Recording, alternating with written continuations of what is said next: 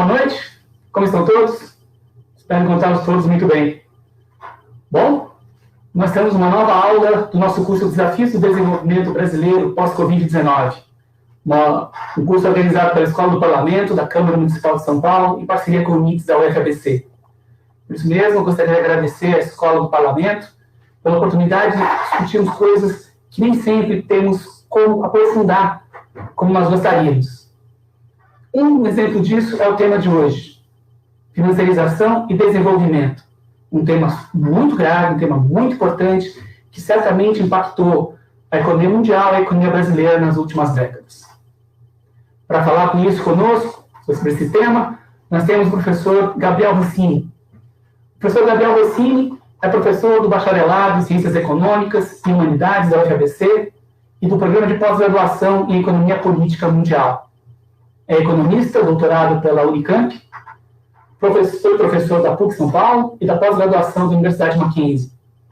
Na UFABC, o professor ainda é membro do Conselho Editorial da editora da UFABC, coordenador do Núcleo de Estudos Estratégicos sobre Democracia, Desenvolvimento e Sustentabilidade, o NIDS. É líder do grupo de pesquisa Economia Política e História Econômica, ligado ao CNPq, pesquisador da rede de pesquisa IMCT, Observatório das Metrópoles, Núcleo de São Paulo. O professor tem várias publicações importantes em periódicos nacionais, periódicos latino-americanos, e vai discutir isso conosco. Para a nossa discussão de hoje, nós vamos ter 2 horas de discussão, o professor vai ter 1 hora para fazer sua conferência, e depois nós temos mais 1 hora para nós debatermos com o professor. Sem mais demora, professor Gabriel, por favor, a palavra é sua. Obrigado, Ricardo. Obrigado, colegas da Escola do Parlamento. É uma satisfação participar dessa atividade. Uma segunda atividade decorrente dessa parceria, não é, entre o NIDS e a Escola do Parlamento, e uma parceria que eu espero que dure no tempo, não é? Porque os resultados que obtivemos até então foram resultados muito positivos, não é? Antes de começar, eu também agradeço a todas e todos que se inscreveram, então, participando, acompanhando a atividade. Não é? Então, tal como o Ricardo comentou há pouco, não é? O tema da discussão que eu proponho para vocês é financiarização e desenvolvimento. E eu vou organizar a minha exposição em 3 momentos. Não é? Um primeiro momento que eu chamei de antecedentes, no qual eu discuto alguns aspectos mais marcantes dos chamados 30 anos gloriosos ou das 3 décadas douradas. O segundo momento ele é constituído pela chamada guinada neoliberal, né, pelo que aparece em alguns textos como uma guinada neoliberal. E no terceiro e último momento eu levo à frente uma discussão sobre as consequências, não é, das finanças liberalizadas sobre a economia mundial e as consequências dessas finanças liberalizadas sobre a possibilidade de desenvolvimento. Tudo bem? Portanto, a gente leva à frente a discussão a partir desses 3 momentos. Eu começo chamando a atenção para alguns aspectos marcantes, portanto, dos 30 anos gloriosos. Um período excepcional no âmbito do modo de produção capitalista. Não é? Um período que, grosso modo, tem início no pós-Segunda Guerra Mundial e se estende até meados dos anos 70. Um momento excepcional, único, não é, que talvez nunca volte a acontecer da mesma forma, no qual os países industrializados e parte dos países em industrialização, aí, portanto, incluído o Brasil, eles tiveram um crescimento rápido e duradouro, sobretudo a partir de uma acumulação preponderantemente produtiva. Portanto, não só, mas preponderantemente produtiva. Um período com um crescimento muito robusto, não é? Um crescimento que possibilitou, um crescimento econômico que possibilitou estabilidade, não é? E uma estabilidade, mais uma vez, sobretudo favorável a uma acumulação preponderantemente produtiva. Tendo isso em vista, eu faço a seguinte pergunta, não é? Quais foram os sustentáculos desse período excepcional? Né? Ou a mesma pergunta feita de outra forma. Como explicar o triunfo de um sistema que durante muitas décadas parecia que estava a rigor à beira da ruína? Eu organizo a resposta dessa pergunta, sobretudo por meio de 3 ou 4 elementos fundamentais, não é, que estruturam os chamados 30 anos gloriosos. Então, eu chamo a atenção, num primeiro momento, para a relação salarial fordista. Não é? Uma relação salarial que se consubstanciava em uma regular elevação dos salários com base em um compromisso capital-trabalho, não é? Que dividia parcialmente os ganhos de produtividade decorrentes de algumas coisas, tais como da organização científica do trabalho, não é? O que se traduz meramente pelo estudo do tempo e do movimento, né? Cronometrar as atividades, estabelecimento de metas para as atividades, então da organização científica do trabalho, da incorporação de adventos tecnológicos, de inovação, não é? E também da maior qualificação da mão de obra. Então esse seria, digamos, o nosso primeiro pilar, a relação salarial fordista. O segundo pilar, ele se constitui por meio de políticas de estabilização macroeconômica de inspiração keynesiana, não é? Políticas de estabilização macroeconômica de inspiração keynesiana que buscavam fundamentalmente o pleno emprego. Portanto, para minimizar, e o que é o pleno emprego? O pleno emprego, ele se caracteriza por uma pequena taxa de desemprego. Portanto, para os países não é, chegarem a esse resultado, uma pequena taxa de desemprego, não é, o investimento, fator dinâmico da economia, ele foi priorizado. É? Para isso, foi colocado em movimento um conjunto de medidas, não é, que viabilizaram uma política fiscal anticíclica, que, por sua vez, se organiza por meio dos investimentos, sobretudo os investimentos públicos, não é, como estratégia preventiva, ou seja, os investimentos públicos eles se colocavam de forma contracíclica, portanto, não para apagar o incêndio, mas para evitar que o incêndio ocorresse. Esses investimentos públicos eles buscavam a estabilização da demanda efetiva, não é? E também por meio da manutenção do que a gente poderia chamar de equilíbrio intertemporal do orçamento público. Portanto, tendo em vista que o Estado ele não tem a mesma dinâmica de uma família, ele tem instrumentos de política econômica, de política monetária, política fiscal, o Estado buscou, ao longo desse período excepcional, cerca de 30 anos, não é, de uma forma geral, a manutenção de um equilíbrio intertemporal. Ou seja, esse equilíbrio intertemporal ele se caracteriza pelo fato de que, quando necessário, o Estado poderia sim incorrer em um déficit, não é, tendo em vista a possibilidade de um superávit subsequente. Portanto, ao longo do tempo, prevalece o equilíbrio intertemporal. Portanto, dois elementos relevantes, não é, dessa política fiscal contracíclica que busca fundamentalmente o pleno emprego. O investimento público, não é, e o equilíbrio intertemporal do orçamento público. O terceiro pilar relevante, não é, que nos ajuda a entender os 30 anos gloriosos, diz respeito ao sistema financeiro, a existência de um sistema financeiro administrado, não é, que viabilizou o financiamento da acumulação, uma acumulação, mais uma vez, majoritariamente produtiva, por endividamento bancário a taxas de juros baixas por serem controladas pelas autoridades monetárias. Esses três pilares iniciais, eles fazem parte do que a gente poderia chamar de um capitalismo reformado, não é? Uma reforma que, em grande medida, foi pautada por um consenso, talvez, por um consenso de que a economia de empresa privada, né, a livre empresa, ela precisava, a rigor, ser salva de si mesma. Tal contexto, né, tal consenso, na verdade, permitiu que os estados planejassem, não é? Planejassem e administrassem a modernização econômica. Além disso, os 30 anos gloriosos, não é, ou as 3 décadas douradas, permitiram um pacto aceitável para todos, né? Ou seja, os patrões, eles não se incomodavam com essa dinâmica salarial fordista, ou seja, com aumentos, com alguma recorrência do salário médio, já que prevalecia um contexto no qual o crescimento econômico era significativo. Os trabalhadores, por sua vez, recebiam salários que subiam com regularidade e também recebiam benefícios de um Estado previdenciário sempre mais abrangente, não é? Também havia certa estabilidade política, né? O que se traduz, por exemplo, por meio de partidos comunistas que se enfraqueceram, talvez com algumas exceções, né? Se a gente pensar nos países mais industrializados, na Itália e na França, partidos comunistas fracos. Esses elementos que eu chamei a atenção, eles permitem a gente colocar uma coisa em primeiro plano, que talvez já tenha ficado um pouco evidente. Eles permitem a gente vislumbrar que essa chamada Era de Ouro, os 30 anos gloriosos, pertenceram fundamentalmente aos países capitalistas desenvolvidos, não é? Países mais desenvolvidos, mais industrializados, que ao longo dessas 3 décadas foram responsáveis por cerca de 3/4 da produção mundial, não é? E mais de 80% das exportações de manufaturados. Porém, a despeito dos 30 anos gloriosos, não é?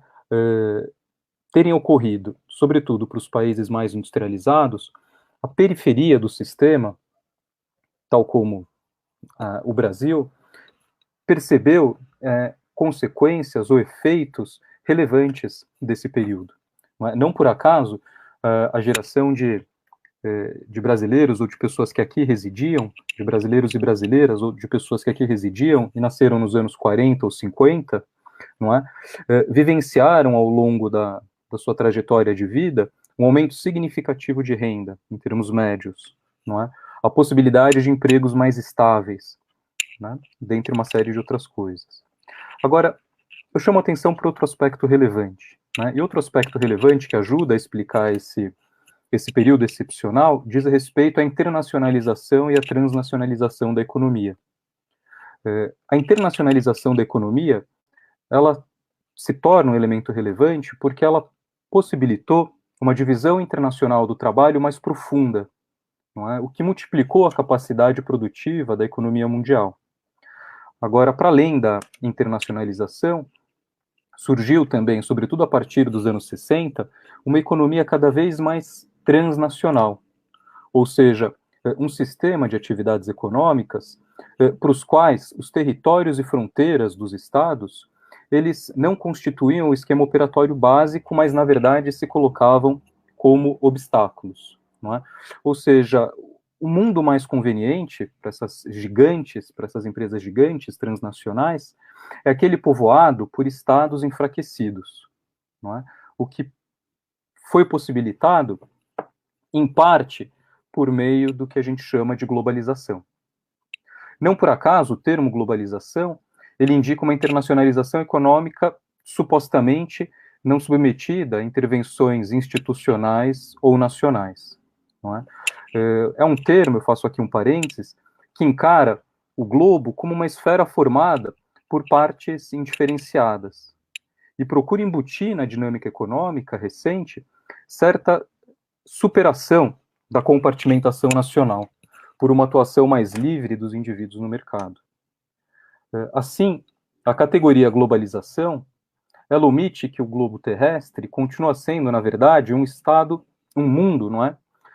De nações bastante desiguais, não é? Onde, invariavelmente, a livre atuação das nações mais fortes submete as demais a uma hierarquia implacável. Uma hierarquia implacável na qual os Estados Unidos e os demais países que formam o G7, sem dúvida, se encontram em uma posição privilegiada.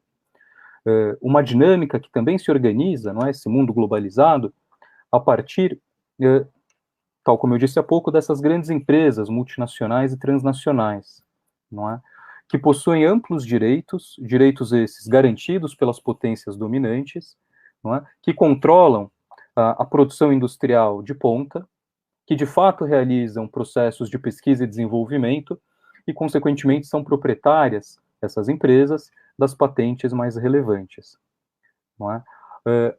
Ademais, esse mundo globalizado, ele também é formado por instituições multilaterais, não é? Que, em última instância, também são controladas, né, por esse grupo G7, que decidem, não é, percebam, o que deve ser globalizado e o que não deve. Não é? Então, por exemplo, as finanças, elas não devem ter fronteiras, não é? Porém, as relações de trabalho, elas devem permanecer compartimentadas. não é, para que as multinacionais, transnacionais, possam de fato se deslocalizar e explorar essas diferenças salariais. Então, tendo em vista os pontos anteriores, eu chamo a atenção para o fato de que há, não é, na verdade, um globo comandado livremente pelo mercado. Não há um globo, não é, comandado livremente pelo mercado. O que existe, de fato, é um mundo organizado e organizado de uma forma bastante rígida. Não é? Como diria um importante economista francês, bastante discutido ao longo das últimas 2 décadas, um economista chamado François Chenet, ele nos diz: enquanto os grandes globalizam, os pequenos adaptam-se. Não é?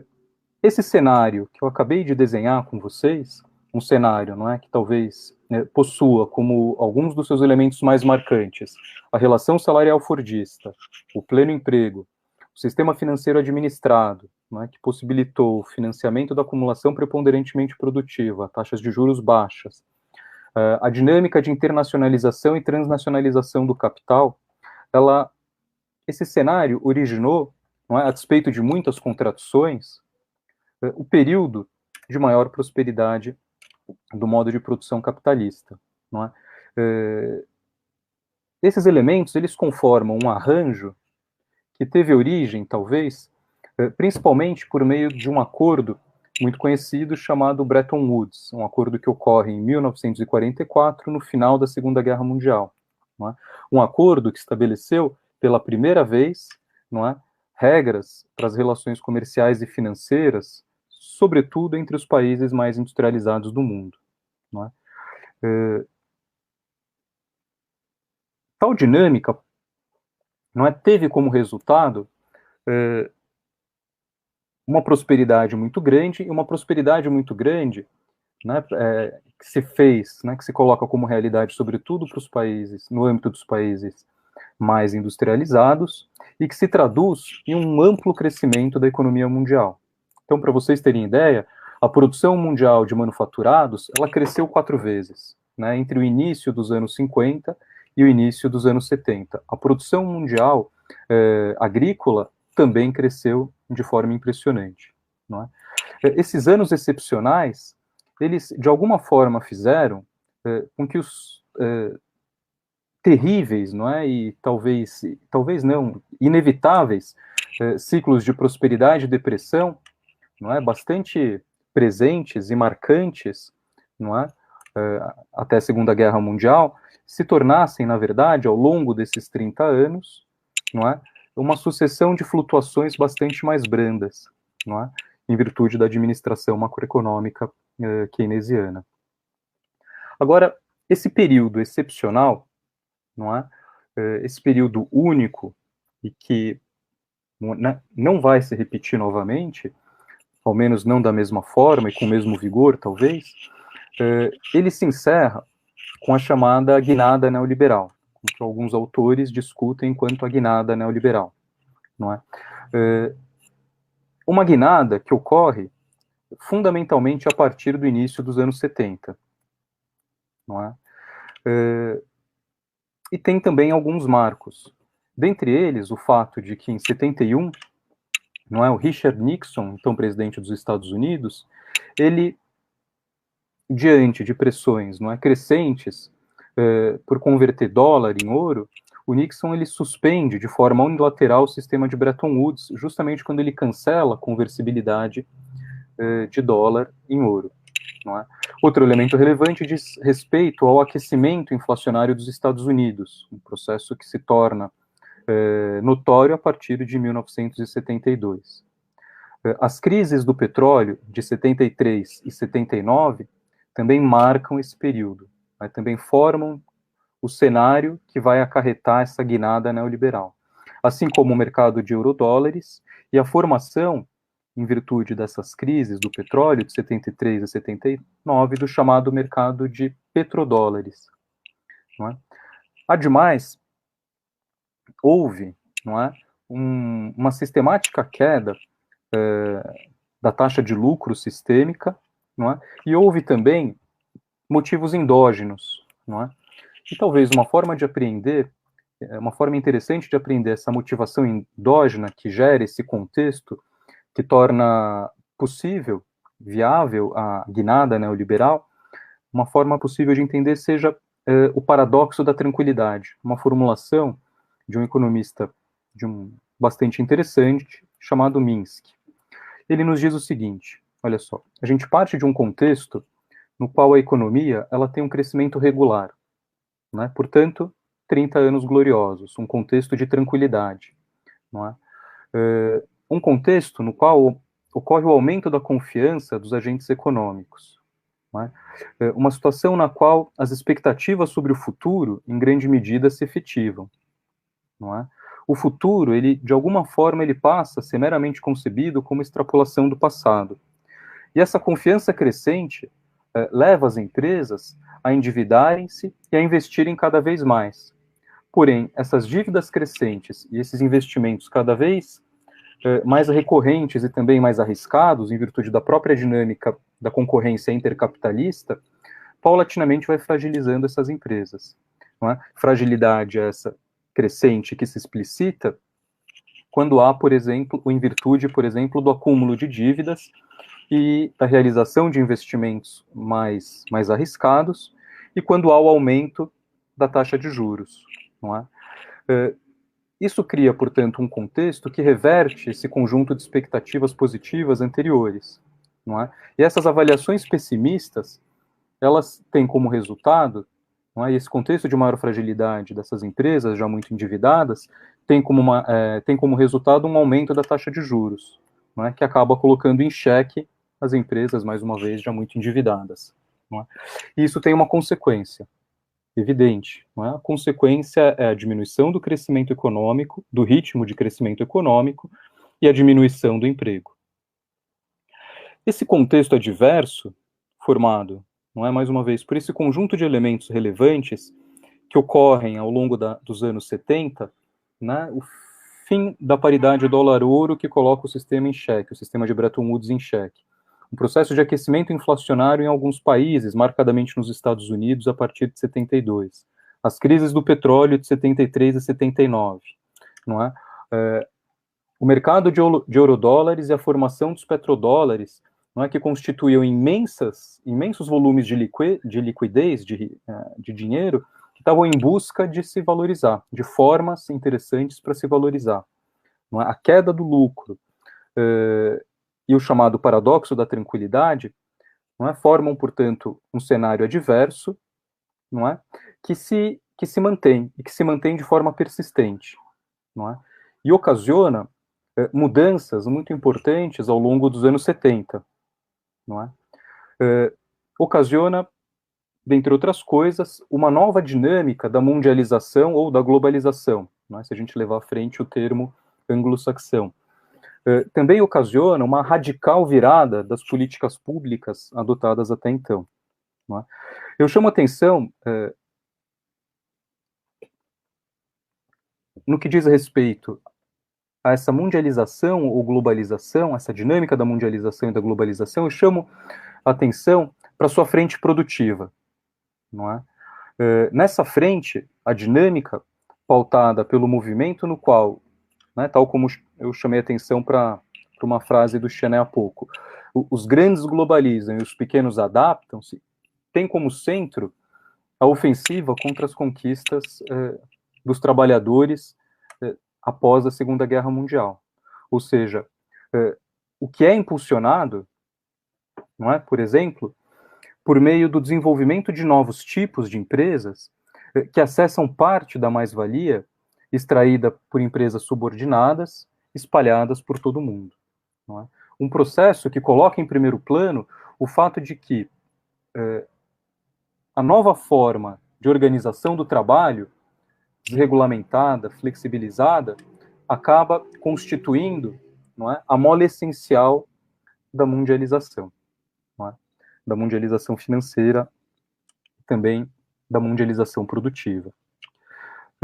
Então eu chamei a atenção agora para esses aspectos, não é, que mudam a dinâmica da mundialização ou da globalização. Chamo a atenção agora para a radical virada das políticas públicas adotadas até então.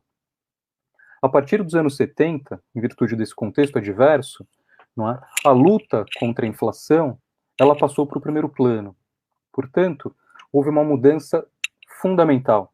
Não é? Até então, o objetivo último, né, até o início dos anos 70, o objetivo último da política macroeconômica era a obtenção do pleno emprego, ou seja, pequenas taxas de desemprego. A partir dos anos 70, o objetivo fundamental, não é, passou a ser a luta contra a inflação. Não é? A inflação que é sempre vista como problemática e afeta os detentores de riqueza financeira. Portanto, a luta contra a inflação passa para primeiro plano. A política monetária, ela se tornou o principal instrumento de regulação macroeconômica, não é? Também impôs-se, igualmente, não é, uma concepção liberal do papel do Estado, que não deveria intervir na gestão econômica. E a relação salarial fordista, uma das características do período anterior, também foi sacrificada, não é, em virtude do rigor da estabilidade monetária. Essas mudanças, não é, que ocorreram ao longo dos anos 70, elas vão para a literatura, muitas vezes, com o nome de Revolução Conservadora. Uma revolução conservadora que foi operada, num primeiro momento, pelas administrações do Ronald Reagan nos Estados Unidos e da Margaret Thatcher na Inglaterra. A pergunta relevante para a gente agora passa a ser a seguinte: bom, a gente parte desse contexto excepcional, os 30 anos gloriosos, a gente tem os elementos que possibilitam essa chamada guinada neoliberal. Essa guinada neoliberal coloca um conjunto de coisas não é, em cima da mesa, tais como a luta contra a inflação, uma política monetária bastante mais rígida, que funciona como instrumento decisivo de desenho da política macroeconômica, uma concepção liberal do papel do Estado, né, relação salarial fordista que foi sacrificada em virtude da estabilidade monetária. A pergunta relevante, tendo em vista esses elementos, passa a ser a seguinte: bom, mas quais foram os resultados? Não é? Quais foram os resultados dessa guinada neoliberal? Não é? Eu chamo a atenção para o fato de que as políticas de combate à inflação, elas de fato foram bem sucedidas. Não é? Então a inflação, se a gente tiver como referência, mais uma vez, esse grupo de países que constitui o G7, a inflação ela passou por um processo significativo de diminuição entre os anos 70 e os anos 90. Não é? Porém, o endurecimento da política monetária e o endurecimento que se fez, sobretudo por meio de um aumento muito grande das taxas de juros, isso em todo o mundo, não é? Acarretou uma diminuição acentuada do crescimento econômico, não é? E acarretou também um crescimento do desemprego. Então, por um lado, o combate à inflação foi bem sucedido, por outro, isso teve como resultado uma diminuição significativa do crescimento econômico e ampliação do desemprego.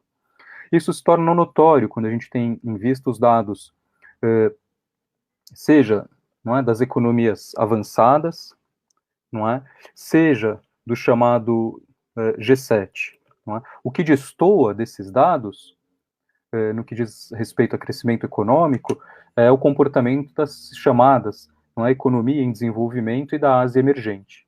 Né? Mas no que diz respeito às economias avançadas, ao G7, os dados evidenciam uma significativa queda dos seus respectivos PIBs. Não é? Assim como se a gente tem em vista os países que formam a União Europeia. Agora, outra consequência desse processo, não é, além da inflação de fato ter sido diminuída, não é, além da significativa queda do crescimento econômico e da ampliação do desemprego, outra consequência diz respeito ao aumento do déficit público e da dívida pública. Não é?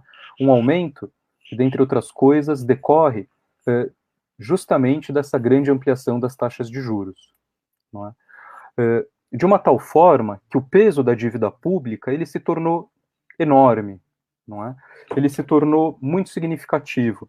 E essa dívida pública bastante ampliada, ela teve como consequência, esse é um dos argumentos centrais da minha exposição, ela teve como consequência a liberalização financeira. Uma liberalização financeira imposta pela gestão da dívida pública, não é? Ou seja, existe, segundo o ponto de vista que eu acompanho nessa exposição, não é? Existe uma relação direta entre o crescimento das finanças mundializadas e liberalizadas, não é? E o aumento dos déficits públicos nos países industrializados, a partir dos anos 80.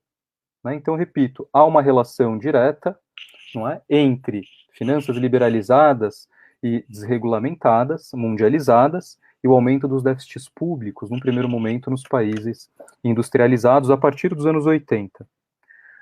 A pergunta relevante passa a ser, bom, mas por quê? O que explica essa relação? Não é? Essa relação ela se explica pelo seguinte: com o peso crescente da dívida, não é, os tesouros públicos nacionais eles não podiam mais contar meramente com os aplicadores ou investidores nacionais para comprar os títulos da dívida pública e, portanto, possibilitar o financiamento do Estado, dos déficits públicos. Não é? Para que isso ocorresse, passou a ser necessário, não é, apelar aos aplicadores internacionais, sobretudo os chamados investidores institucionais, ou seja, empresas que, em virtude da sua operação, têm a possibilidade de acumular grandes volumes de riqueza social. Então, imaginem vocês o seguinte, não é? A população de Taubaté, não é? Hoje já com bastante idade, então senhores e senhoras de Taubaté, eles fizeram, há 30 anos atrás, passaram a contribuir há 30 anos atrás para um fundo de pensão, não é? O sujeito que administra e está sentado em cima dessa enorme riqueza social decorrente das contribuições desses senhores e senhoras, ele está olhando para o mundo, não é? E procurando boas formas de fazer esse dinheiro, digamos, se valorizar, não é? Desse dinheiro desse volume de dinheiro se tornar maior, não é? Portanto, esse fundo de pensão é um investidor institucional, assim como as companhias de seguro, não é? Assim como, enfim, uma série de outras instituições que de alguma forma têm a possibilidade de, ao longo do tempo, não é, administrarem importantes volumes de dinheiro, não é? E é justamente com esse fim, não é? Ou seja, para permitir que os seus déficits, a sua dívida seja financiada, não é? É justamente com esse fim que os sistemas financeiros eles foram liberalizados e modernizados, ou seja, para satisfazer as próprias necessidades de financiamento, não é? Porém, e isso é relevante, num momento subsequente, os fluxos internacionais de capital, eles conheceram uma progressão explosiva, não é? Uma progressão desvinculada das necessidades de financiamento dos déficits dos países, não é? E também desvinculada do financiamento do comércio, do financiamento de investimentos. As transações no sistema financeiro internacional, elas se tornaram fundamentalmente especulativas. Ou seja, passaram a ser transações que tinham como objetivo, né, em grande medida, negociar ativos em papel de forma lucrativa. Não é? Eu chamo atenção para um aspecto importante. Se a gente observa, não é, a dinâmica do comércio internacional, por um lado, e a dinâmica financeira de fluxos de capital, por outro, fica evidente que tanto a dinâmica do comércio internacional aumentou de forma importante a partir de meados dos anos 70, como a dinâmica financeira, ela também, né, os fluxos de capital também aumentaram de forma impressionante a partir de meados dos anos 70. Com relação a essa dinâmica de expansão do comércio internacional, isso se explica em grande medida em virtude da China e de outros países do bloco comunista terem voltado ao comércio internacional, não é? Agora, essa expansão do comércio, ela não tem nenhuma relação com a dinâmica de fluxos de capital pelo mundo, não é?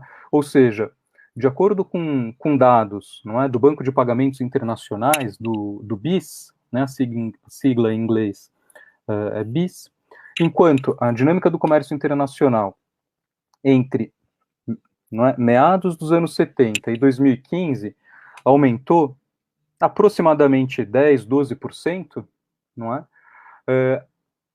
A dinâmica dos ativos e passivos financeiros deram um pulo, não é, de mais de 400%. Tudo bem, gente? Então, o dado de 2015, não é, que essa instituição coloca, é que em 2015 havia cerca de 293 trilhões de dólares, não é, circulando pelo mundo. E claro, com o passar do tempo, não é, se tornou notório que essas finanças liberalizadas e os juros muito elevados, eles se tornaram, na verdade, freios da acumulação, de uma acumulação preponderantemente produtiva. E tiveram alguns resultados evidentes, tais como baixa do investimento, não é? Já que muitas vezes as aplicações financeiras, em virtude de uma taxa de juros muito elevada, se tornaram mais atrativas, mais rentáveis. Tiveram também como consequência a ampliação do desemprego, não é? O que reduz a renda, de forma geral, e, por sua vez, também reduz a poupança, não é? E também teve como resultado, não é, o encurtamento do horizonte dos agentes econômicos, já que a rentabilidade de curto prazo ela passou a ser privilegiada em detrimento de investimentos de mais longo prazo. Essa última consequência ela fica evidente quando a gente tem em vista, não é, o plano das empresas, por meio de algo discutido como a maximização do valor ao acionista. Não é? A maximização do valor ao acionista, ela se coloca, não é, como objetivo fundamental das corporações. Não é? O que foi gerado e impulsionado, mais uma vez, pela emergência e relevância que os investidores institucionais ganham. Então, essas instituições que têm ali, em virtude da sua atuação, um grande volume de riqueza social. Esses investidores institucionais, eles se tornaram, ao fim e ao cabo, os principais acionistas das empresas relevantes mundo afora. E passaram a utilizar o seu direito de propriedade para impor uma lógica financeira pautada, sobretudo, por rendimentos trimestrais que passaram a evidenciar o desempenho dessas empresas. Por sua vez, sujeitos, não é, às pressões dos detentores de ações, os gerentes e diretores, não é, passaram também a priorizar os resultados de curto prazo, em detrimento de atividades de longo prazo mais relevantes para a empresa, não é? E, digamos, para a dinâmica sistêmica, tais como pesquisa e desenvolvimento, renovação de fábricas e equipamentos, capacitação técnica da força de trabalho, dentre outras coisas. Não é? Assim, a dominação dos interesses de acionistas, não é, que se evidencia, não é, por meio dessa formulação maximização do valor ao acionista, ela agrega um importante elemento, não é, para a gente explicar o desempenho apático dos investimentos ao longo das últimas décadas, já que o investimento com o seguinte significado: ampliação de capacidade produtiva, não é? O investimento, primeiro, ele reduz os lucros para, no momento subsequente, aumentar. Algo não muito bem aceito, não é, esse momento subsequente, não muito bem aceito quando o foco se tornou o lucro trimestral, né, os rendimentos trimestrais por ação. E também, com o número do aumento de acionistas, o lucro bursátil, ou seja, aquele decorrente da Bolsa de Valores, ele passou a ser compartilhado com maior número de aplicadores, não é? O que diminui, consequentemente, a parte do lucro que tem possibilidade de ser reinvestida e, portanto, aumentar a capacidade produtiva da empresa em questão. Frente a isso, né, eu chamo a atenção para uma nova pergunta. Não é? Como as empresas, de fato, possibilitam maiores dividendos? Né? Como as empresas possibilitam maiores dividendos trimestrais para os seus acionistas nesse contexto que se organiza a partir dos anos 70? Não é? Um contexto que tem como um dos aspectos relevantes justamente a emergência e a importância dos chamados investidores institucionais. É evidente que as empresas produtivas, elas viabilizam maiores dividendos no curto prazo, não é? Por meio da não realização de investimentos, não é? Por meio de reestruturações impiedosas, que acarreta amplas demissões, não é? Por meio, claro, da redução dos salários, não é? Mais uma vez aqui eu cito Chenet, que nos diz que a mola última da mundialização financeira é a maior pressão sobre os trabalhadores, não é? E por meio também da realização de aplicações financeiras que partem das próprias empresas, que constituem os seus bancos, não é? Ou que têm nas suas tesourarias, na verdade, um agente relevante que faz aplicações, muitas vezes compra títulos da dívida, dentre outras coisas. Eu dou um passo à frente agora, chamando atenção para o Brasil. Não é? A pergunta relevante agora passa a ser a seguinte: como o Brasil, de fato, ele se insere nesse processo? Não é? Então a gente está acompanhando uma dinâmica que, em grandes traços, ocorre no mundo, a partir dos anos 70, a pergunta passa a ser, bom, e como o Brasil se insere nesse processo? Para responder essa pergunta, eu chamo atenção para o fato de que o Brasil, não é, ele enfrenta uma situação bastante adversa a partir do início dos anos 80. Uma situação adversa que decorre da forma de inserção internacional do Brasil, não é, dos momentos anteriores. Não é uma inserção internacional que ocorreu por meio de um largo endividamento externo, não é? O endividamento externo, percebam vocês, a taxas de juros flutuantes, portanto, não é a assinatura de um cheque em branco. Eu sei quanto eu peguei emprestado, mas eu não tenho ideia quando eu vou pagar, não é? E algo que pode se tornar, portanto, profundamente problemático e que efetivamente se torna problemático quando ocorre as crises do petróleo, não é? E pela forma que a ditadura militar aqui no Brasil absorve essas crises, de 73 a 79, e também se torna muito problemático em virtude de um grande aumento das taxas de juros dos Estados Unidos que ocorrem no final dos anos 70 e em 79. Isso coloca o Brasil na chamada crise da dívida externa, não é? Uma crise que tem como consequência, não é, o desarranjo das contas externas brasileiras, não é, uma profunda desvalorização da moeda brasileira e um processo de grande aceleração inflacionária. Esse cenário, ele faz com que o Brasil, não é, ao longo dos anos 80, permaneça, na verdade, apartado do mercado financeiro internacional. Não é? Portanto, essa situação problemática descola o Brasil do mercado financeiro internacional. E os governos, né, a partir de fins dos anos 80, sobretudo, eles procuram remediar essa situação. Não é? Eles procuram, de fato, possibilitar a participação do Brasil, não é, no mercado financeiro internacional.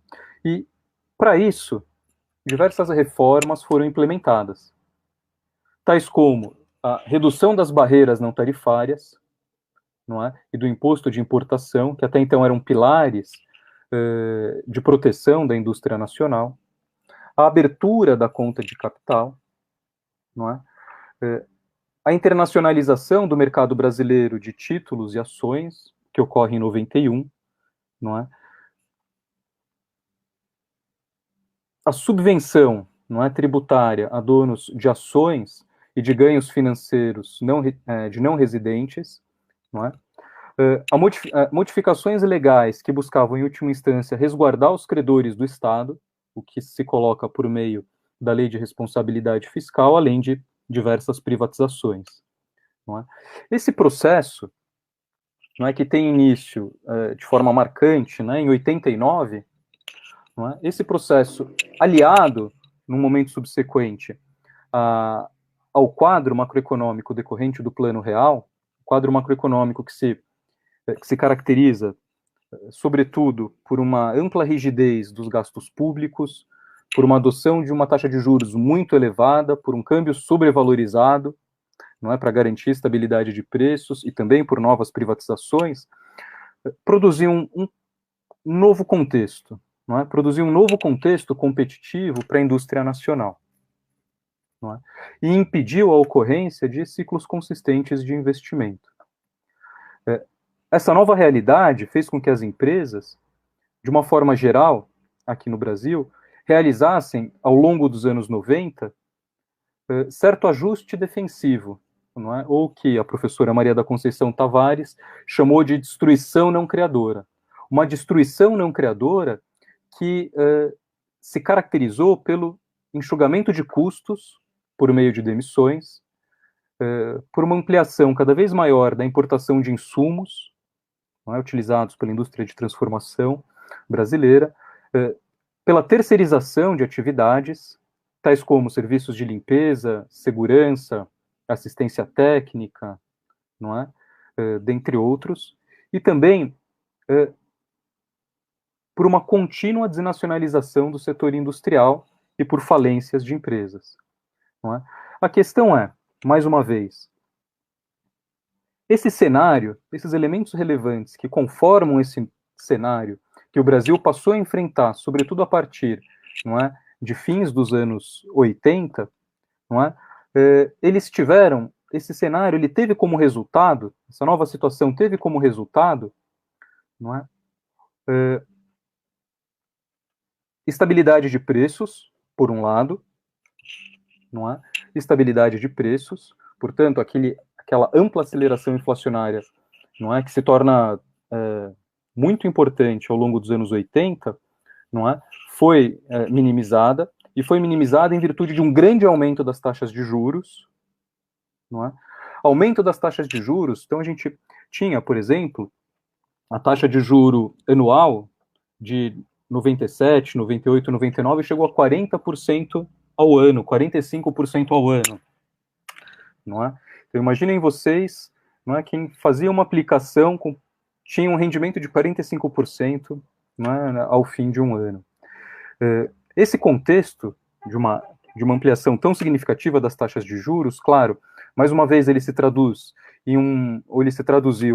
em uma baixa do crescimento médio do PIB, né? Não por acaso o PIB ao longo dos anos 90 ele teve um crescimento médio baixo, cerca de 2,8%, teve uma ampliação do desemprego, também resultou em uma ampliação do desemprego muito importante, não é? E essa ampliação do desemprego, se a gente mergulha, não é, nessa ampliação do desemprego, fica evidente, dentre outras coisas, que a indústria de transformação ela foi bastante afetada. Portanto, eu divido alguns dados com vocês. Em 2001, não é, a indústria de transformação ela vivenciou a seguinte situação. Em 2001, ela empregava 12,3%. Não é? Em 2000 ao passo, desculpa, então em 2001 ela empregava, não é, em termos do volume total de força de trabalho, cerca de 12%. Ao passo que em 1990 e 1980 ela empregava respectivamente 15% e 16% da força de trabalho, não é? Ademais, houve uma redução da participação da indústria no PIB, não é? Que chegou a pouco mais de 20% nos anos 2000. Agora, com relação aos anos 2000, não é, aqui no Brasil, eu chamo a atenção para o seguinte: antes da crise de 2008, não é, o Brasil ele já vivia novas mudanças, não é? Ele passava a enfrentar um novo cenário, um cenário caracterizado, por exemplo, pela queda do preço das commodities, não é? Por juros reais muito elevados, por um processo de ampla valorização da moeda nacional, não é? O que, claro, aprofundava a inserção financeira da economia brasileira, na verdade, tornava o país um locus de ganhos rentistas, não é?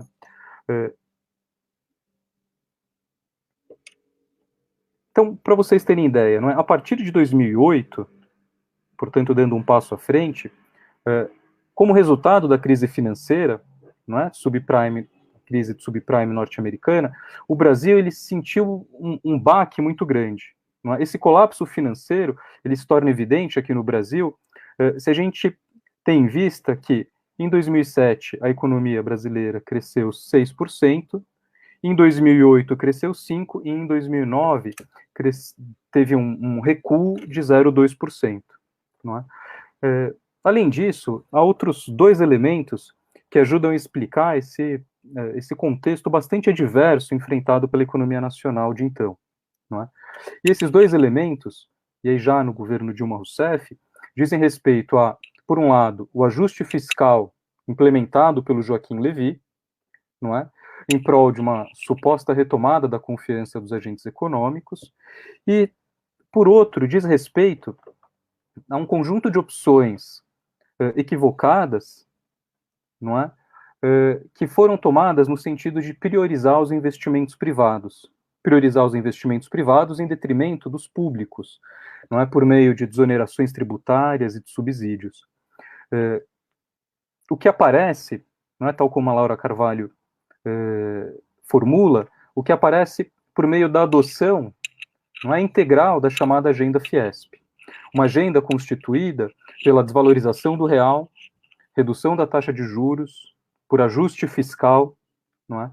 Desoneração da folha de pagamento, redução da tarifa de energia. Não é? Agora, é claro, né, como ficou evidente, o setor privado ele não se torna o protagonista dos investimentos, não é? Não se torna o protagonista do processo de crescimento. Ele não se torna o protagonista do processo de crescimento brasileiro, não é?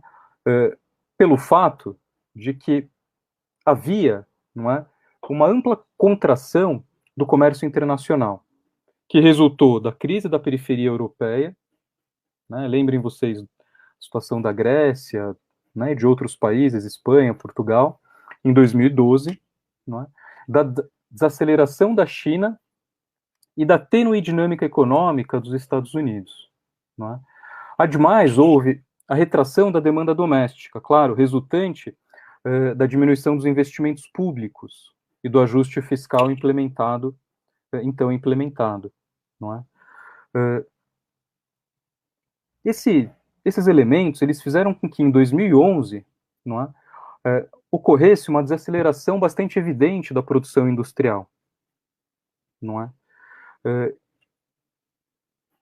E como consequência desse cenário bastante adverso, houve, mais uma vez, o aprofundamento do processo de desindustrialização e reprimarização da nossa pauta de exportações. Portanto, a nossa indústria de transformação, que vem sofrendo, não é, que vinha sofrendo solavancos desde os anos 80, não é? Solavancos esses que vão baqueando a indústria ao longo dos anos 90, ao longo dos anos 2000, eles novamente se colocam e aprofundam, não é, a situação de desindustrialização e de reprimarização da nossa pauta de exportações.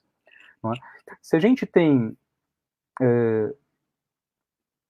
em vista a participação da indústria de transformação no PIB brasileiro, não é? A queda ela é evidente e significativa, não é? Ao passo que em meados dos anos 80, em 85, não é?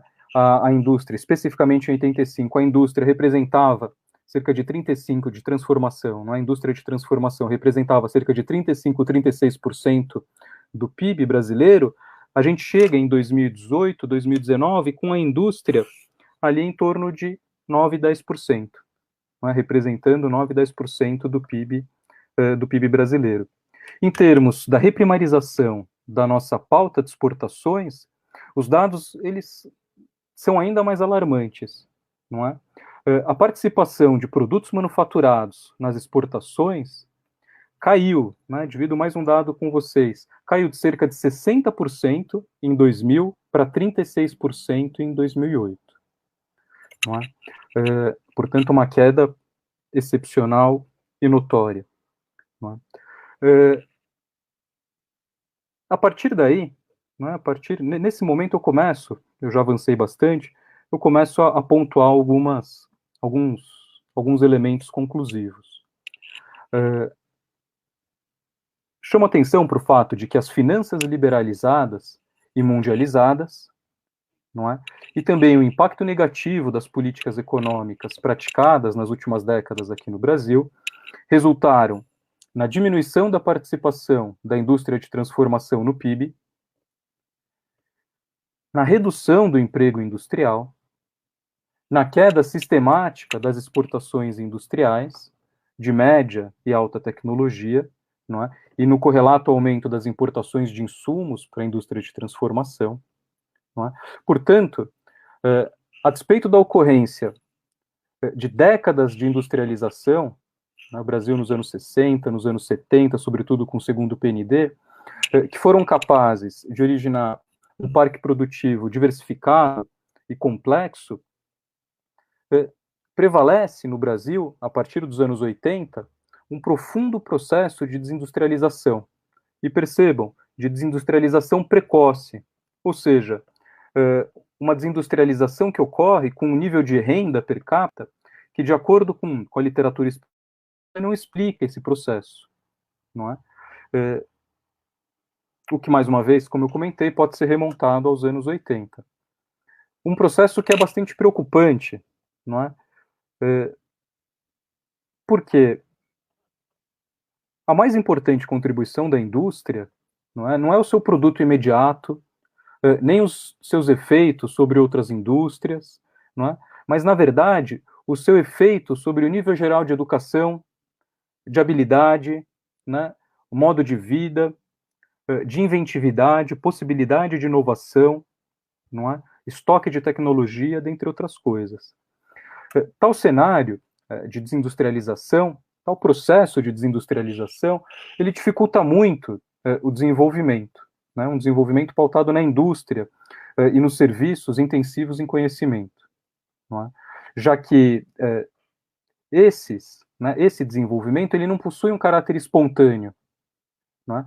Mas ele possui um caráter francamente deliberado, ou seja, ele é fruto de decisiva vontade política, né? Porém, chama atenção, a vontade política predominante ao longo das últimas décadas, não é? E de forma marcante desde 2015, caminhou na direção oposta, não é? Além de aumentar, não é? Tendo também como consequência a profunda precarização do trabalho, a profunda ampliação da desigualdade. Assim sendo, tal cenário torna mais distante a possibilidade de desenvolvimento, não é? A possibilidade de efetivação de uma situação na qual a pobreza seja reduzida, não é? A miséria seja reduzida ao limite, não é? No qual a elevação dos salários ocorra, não é? E também de outras formas de renda, uma situação na qual ocorra a melhoria das condições de habitação, a melhoria do acesso à saúde, educação, não é? O aumento do tempo de lazer, não é? A melhoria da alimentação da população, não é? A melhoria das condições de transporte, segurança, dentre outras coisas. Porém, e esse daqui é o meu ponto final, não é? A história é dinâmica e não raro, não é? Ela impõe imperativos inesperados. Essa dinamicidade fica evidente em virtude, por exemplo, da magnitude das atuais crises sanitária e econômica resultantes da Covid-19. Não é? Eu gostaria de chamar a atenção, nesse momento final, para o fato de que talvez as consequências da pandemia, percebam, talvez, e isso é uma postura bastante otimista, não é? As consequências da pandemia, elas possam permitir a reorganização de parte das nossas atividades produtivas, não é? O que se justifica pela vulnerabilidade verificada nas cadeias globais de valor, quando, não é? Em virtude da Covid-19, tal como uma colega da UFABC tem chamado bastante atenção nos últimos tempos, a professora Cristina Reis. Então, em virtude da Covid-19, tiveram início as dificuldades para importar artigos necessários, por exemplo, da China. Dificuldade que foi significativamente agravada pela desvalorização do câmbio, que pressionou o custo dessas importações, não é? Sobretudo para os países periféricos. Não é? Dificuldades também evidenciadas pelo fato de muitos artigos necessários para combater a Covid-19 terem vivenciado uma situação na qual as suas tarifas de importação foram simplesmente zeradas, para que o país tivesse, de fato, acesso a esses recursos fundamentais ao combate da Covid-19. Eu fecho por aqui. Eu reitero, né, a satisfação de participar dessa atividade resultante da parceria do NIDS, o FABC, com a Escola do Parlamento, uma parceria que eu espero que seja longeva. Né, e agradeço a todos os participantes da atividade de hoje. Gabriel, muito obrigado. Excelente conversa, excelente aula. Tem muita discussão para ser feita aqui. Aliás, parece que todo o processo que você contou tem tudo a ver para explicar o momento que a indústria brasileira vive, tudo explicar as crises que o Brasil viveu nas últimas décadas. Muito obrigado. Bom, nós temos aqui agora o momento de nós fazermos perguntas, debatemos com o Gabriel, darmos a voz a vocês para discutirem aqui. Eu só recebi uma pergunta do Charles Moura, mas eu vou pegar um pouquinho à frente do Charles, vou furar a fila, Charles, só dessa vez, prometo, só dessa vez. Gabriel, deixa eu te fazer uma pergunta. Pelo que você estava contando para nós, é possível, então, fazermos uma ligação clara entre o fim do capitalismo reformado, a liberalização que a gente viu, a globalização financeira, a financiarização, né, que a gente já observou desde a década de 70, para entender o processo de desindustrialização do Brasil hoje? É possível a gente fazer essa ponte com bastante tranquilidade? Uhum. Mais uma, nesse mesmo sentido. Se o fim do capitalismo reformado impactou dessa maneira o mundo e os países mais emergentes como nós, países, para quem quiser, subdesenvolvido ou periférico, como a gente quiser chamar, países como o Brasil, é possível fazer uma ponte, uma ponte arriscada, é possível fazer uma ponte arriscada dizendo que, ao fim do capitalismo reformado, os países subdesenvolvidos, ou emergentes, ou periféricos, tendem a tornar-se novamente países dependentes do impulso externo para voltarem a crescer, ou seja, tornarem-se praticamente países primários exportadores novamente? Essa é a pergunta.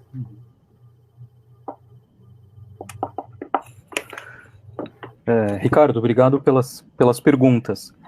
A primeira pergunta diz respeito à relação, né, à existência de uma relação evidente entre desindustrialização e esse processo de finanças mundializadas, de mundialização financeira, de finanças mundializadas e liberalizadas. De acordo com o ponto de vista que eu acompanhei nessa exposição, de fato há uma relação, e essa relação ela é evidente. E é uma relação que se faz evidente, não é, quando a gente tem em vista que esse processo de liberalização e mundialização, que tem início, não é, sobretudo, de liberalização e mundialização financeira, que tem início, sobretudo, ao longo dos anos 70, ele se faz por meio de uma mudança do objetivo da política macroeconômica, que passou a ser desenhada buscando, sobretudo, estabilidade de preços, e não mais o pleno emprego, tal como antes. Não é? E essa estabilidade de preços, ela se efetiva, de fato, por meio do endurecimento da política monetária, que desencadeia um aumento muito grande das taxas de juros, não é? O que prejudica a possibilidade, né, o que inviabiliza, no limite, a possibilidade de uma acumulação preponderantemente produtiva, já que as aplicações financeiras, elas passam a ser mais interessantes, já que há também o encurtamento, não é, da expectativa dos agentes econômicos, não é? O que se coloca em primeiro, o que talvez, né, seja possível colocar em primeiro plano por meio da ideia de maximização do valor ao acionista e da importante participação dos investidores institucionais nesse processo. Com relação à sua segunda pergunta, não é, se essa dinâmica, não é, bastante extensa, ela pode ter como um dos seus resultados o fato de que a periferia ela se torne novamente exportadora de primários. Eu acho que, infelizmente, é o que a gente tem, vivenciado no Brasil, não é? Se a gente tem em vista, não é, a nossa balança comercial, eu tinha um dado aqui, mas que eu acabei não dividindo com vocês. A participação, não é, dos produtos básicos, não é? Então, mais uma vez, a participação, na verdade, dos produtos manufaturados nas nossas exportações, não é, esse dado eu dividi com vocês, caiu de 59% no ano de 2000, 59% em 2000 para 36% em 2018. E a participação dos produtos básicos, na verdade, esse dado eu não compartilhei com vocês, salta de cerca de 20 para 50, não é? Então, a gente tem uma mudança bastante problemática, não é? De fato, vivenciamos a reprimarização da nossa pauta de exportações. De fato, a gente está regredindo muitas décadas atrás, né, para trás. Dá até medo olhar para esse cenário, não é? A Roberta também fez uma pergunta. A Alexandra Roberta fez uma pergunta que acaba semelhando, mas acho que tem outro tempero aqui. Roberta pergunta: Gabriel, você acredita que após a pandemia o Brasil poderá repetir a situação da década de 80? Eu imagino que tem um pouco a ver também com o processo inflacionário, Gabriel. A pergunta da Roberta. Alexandre Roberto.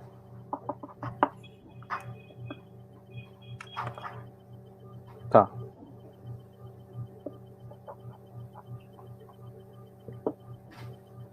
Olha, a década de 80, ela foi uma década bastante particular no que diz respeito à dinâmica inflacionária e bastante atípica no que diz respeito à trajetória de desenvolvimento industrial brasileiro, se a gente, né, tem em vista as décadas anteriores. Hoje, não é? E provavelmente nos anos iniciais, pelo menos da década subsequente, né, dessa década subsequente, pós-Covid, é provável que, de fato, o Brasil vivencie um processo de aceleração inflacionária, não é? Dado o contexto de crise, que faz com que o nosso câmbio se aprecie de forma significativa e, portanto, encareça boa parte dos produtos necessários, não é? Tanto para a nossa indústria de transformação quanto para o nosso dia a dia. Talvez a gente, enfim, muito difícil falar sobre o futuro, não é? Mas talvez a gente não vivencie eu acho pouco provável que a gente tenha uma dinâmica inflacionária semelhante à dos anos 80. Temos mais uma pergunta da Lília de Araújo. A Lília pergunta para você, Gabriel, o seguinte. Ela diz, ou seja, ela pede uma confirmação da narrativa. Ou seja, na década de 70, a preocupação seria o desemprego. Logo após os anos 70, essa preocupação passou a ser a inflação. Tá certo?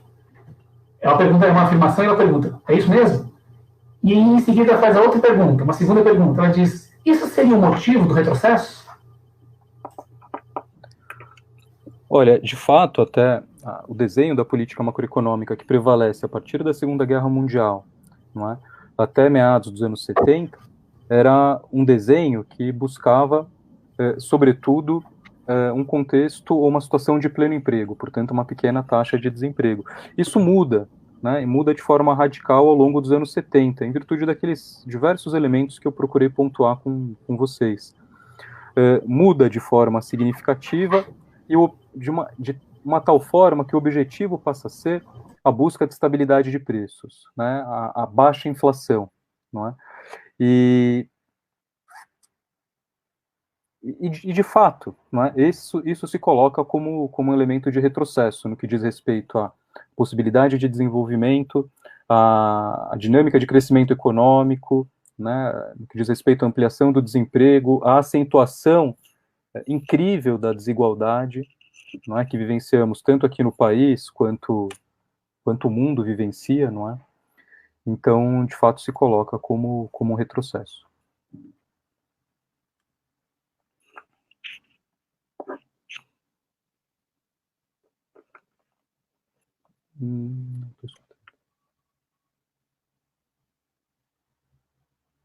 Ricardo, a gente não está te escutando.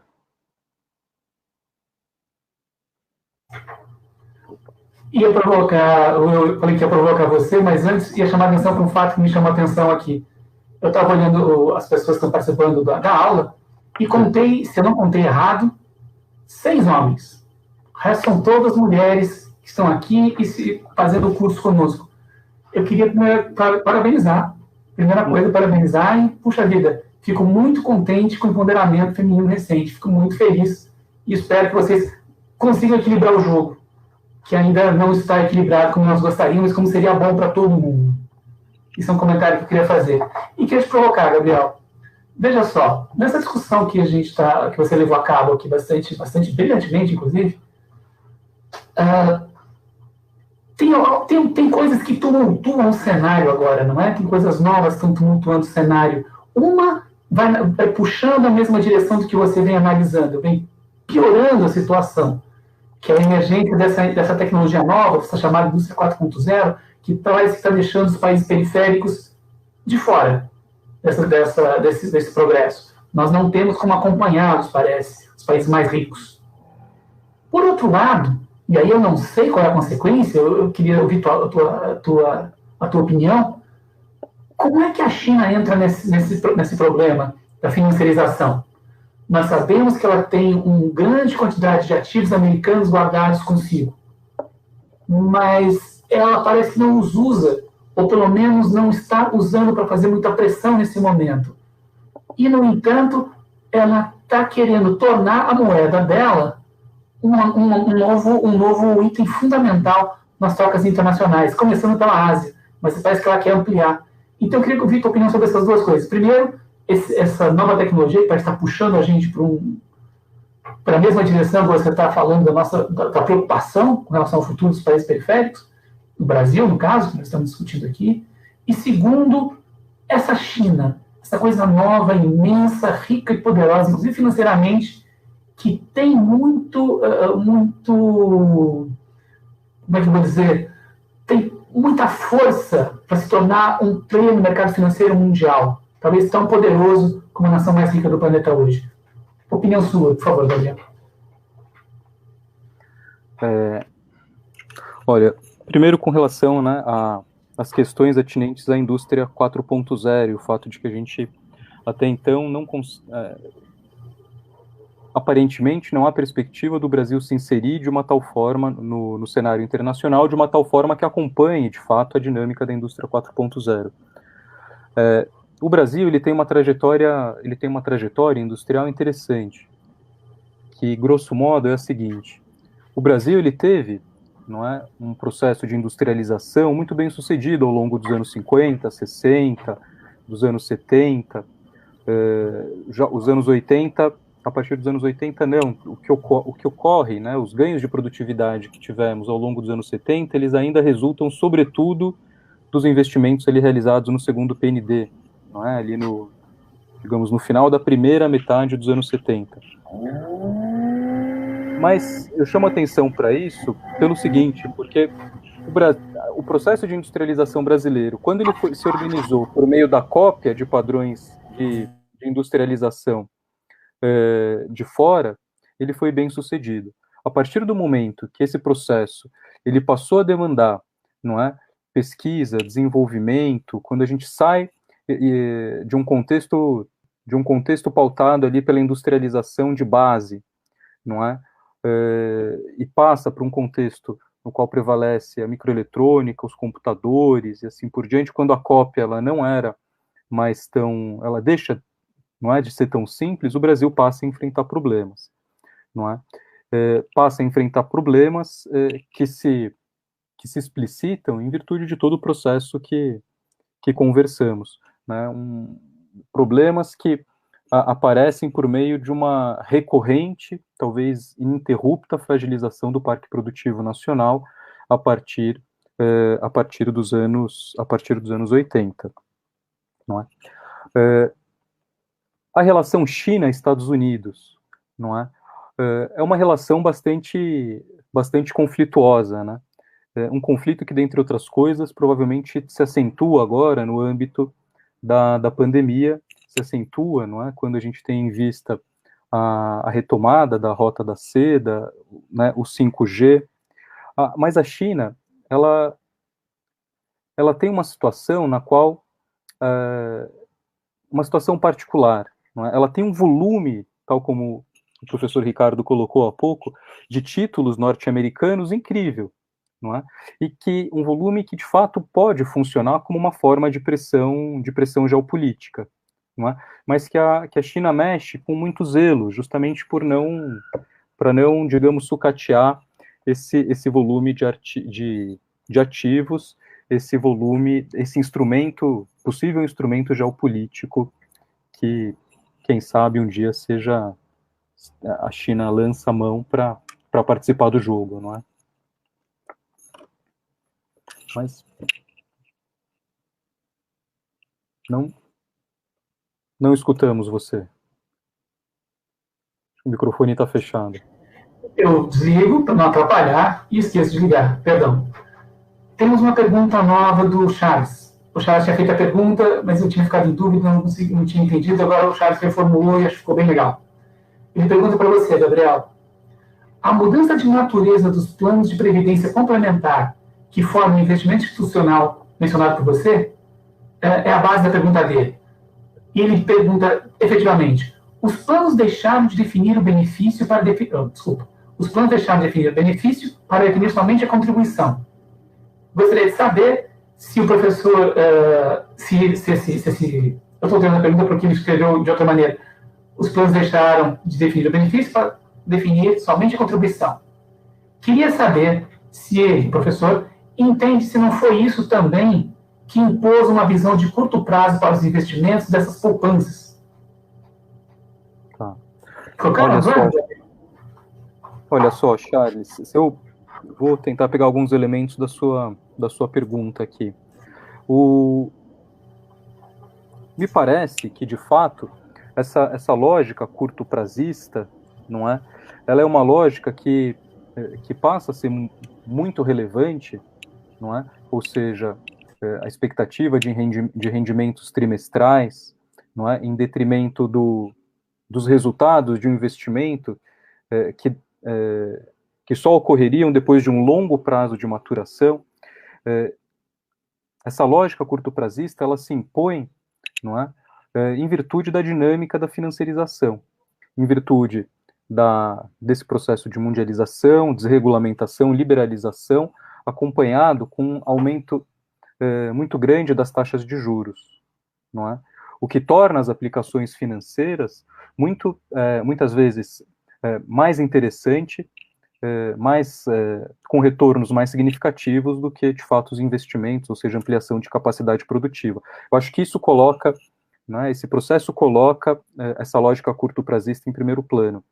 Esse primeiro plano, da lógica curto-prazista, ele ainda é reforçado, né, de forma significativa pela emergência e importância dos investidores institucionais, que, tal como eu disse há pouco, né, eu tentei dividir com vocês há pouco, em última instância, impõem o seu direito de propriedade, né, por serem, muitas vezes, os principais acionistas, e pressionam, né, essa imposição, ela aparece como uma forma de pressão para que os executivos, gerentes, diretores dessas grandes empresas, de fato, possibilitem esses grandes rendimentos trimestrais, o que prejudica, não é, a possibilidade da realização de investimentos, a possibilidade da ampliação da acumulação de capital por meio da produção, né? Eu acho que talvez com isso encaminhe, Charles. Caso eu não tenha sido claro, você dá um alô novamente.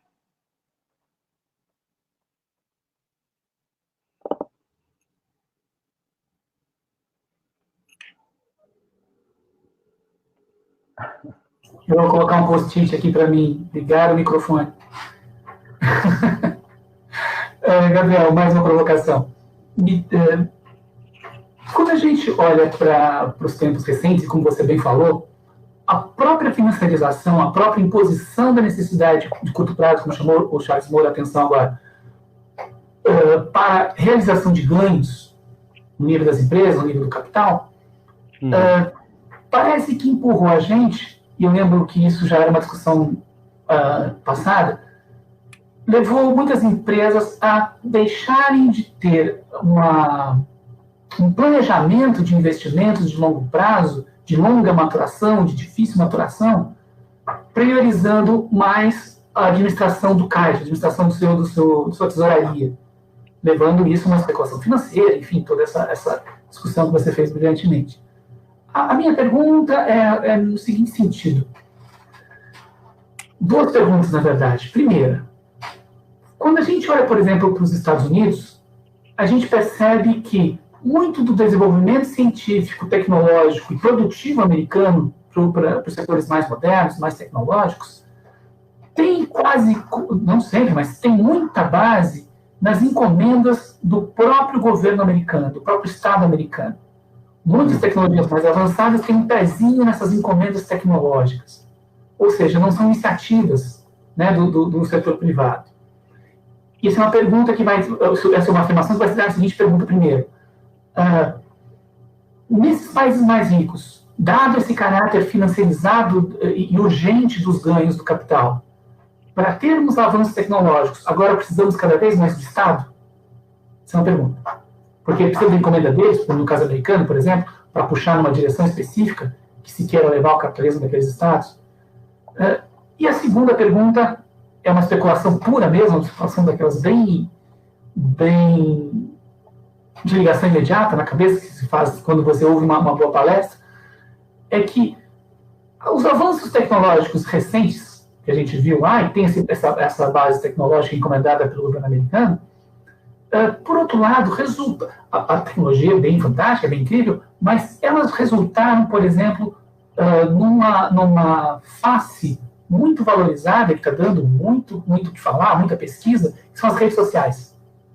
Não é? A internet, as redes sociais e tudo aquilo que ela pode gerar de informações que tem valor muito grande para a gestão de empresas, para a gestão de governos, para controles, enfim, para tudo isso.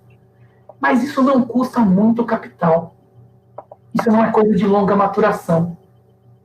Os grandes avanços tecnológicos recentes parece que primeiro tiveram uma base no encomenda do Estado e depois evoluíram para formas tecnológicas não muito caras e não muito exigentes em termos de maturação.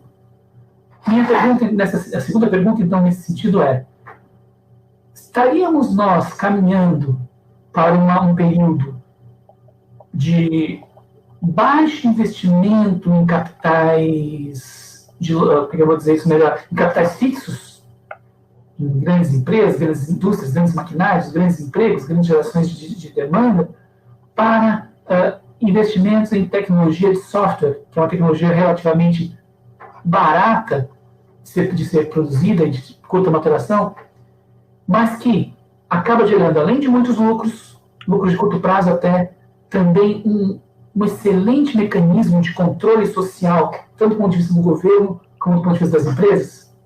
Não sei se eu fui claro. Sim, ficou. Por favor, Gabriel. Duas perguntas excelentes, Ricardo. Primeira pergunta é relativa aos Estados Unidos e a dinâmica de desenvolvimento científico, um desenvolvimento científico que talvez seja capitaneado sobretudo por meio de financiamentos do governo. Eu acho que, de fato, é esse o sentido. Né? Essa dinâmica de pesquisa e desenvolvimento, ela também ocorre no âmbito de grandes empresas, não é? De empresas que, muitas vezes, têm como respaldo justamente o poder dos seus respectivos estados. Né? Agora, pesquisa e desenvolvimento é um processo muito caro e repleto de incertezas. Não é? Tradicionalmente, por isso, não é? E também, sobretudo, nas décadas recentes, por essa imposição dessa lógica curto-prazista, pela dinâmica da financiarização, tradicionalmente o processo de pesquisa e desenvolvimento, o processo de inovação, de pesquisa científica, ele é financiado pelo governo. Isso é notório, não é? Isso é notório tanto nos países mais desenvolvidos como mesmo na periferia, não é? É um equívoco, do meu ponto de vista, as propostas que muitas vezes aparecem e que organizam um possível caminho para que o desenvolvimento científico seja financiado por meio da iniciativa privada. Isso tradicionalmente não ocorre, nem aqui, não é? Nem no âmbito dos países mais desindustrializados, mais ricos, né? Com relação à segunda pergunta, a segunda provocação do Ricardo, olha, eu acho que é uma pergunta excelente, é uma pergunta que eu acho que move, né, uma consideração que move boa parte das pesquisas no âmbito das ciências sociais, não é? Muita ou parte dessas discussões, né, que relacionam ou que colocam em questão uma redução significativa dos investimentos, que colocam em questão uma incorporação cada vez menor de força de trabalho no âmbito do processo produtivo, não é? Justamente em virtude da utilização de um capital fixo cada vez mais robusto e que possibilita uma produtividade maior, né? Por um lado, e por outro, essa suposta ou esse possível movimento, não é? Dessa dinâmica produtiva, né, no qual ocorre, de fato, a relação de trabalho, no qual a força de trabalho ela é vendida e assim por diante. A discussão que coloca isso daqui em xeque em virtude do surgimento de um novo contexto organizado a partir das redes sociais ou da produção de software e assim por diante.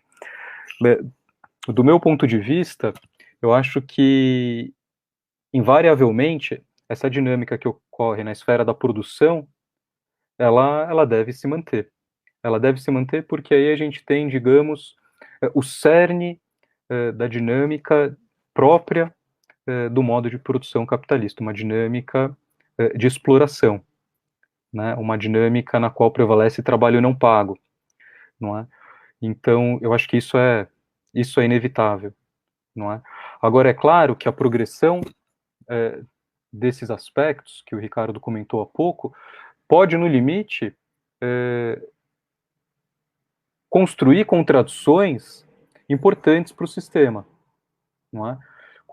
Construir contradições importantes para o sistema que muitas vezes aparecem como uma queda da taxa de lucro, não é? E que talvez dê margem a pensar numa situação de longínqua, né? Enfim, determinada, de pós-grande indústria, não é? Que eu não vou entrar muito no mérito, porque a discussão seria longa, mas talvez dê margem também a isso.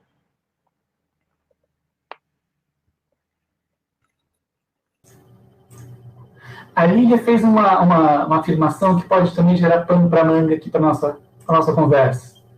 A Lília Araújo. Deixa eu localizar aqui certinho para não falar na ordem errada.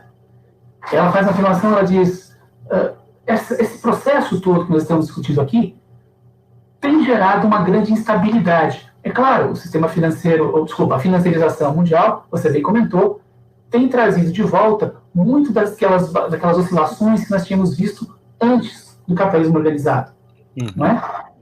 Essa instabilidade que a gente tem visto, aliás, com crises próximas uma da outra, gera grande incerteza nas empresas.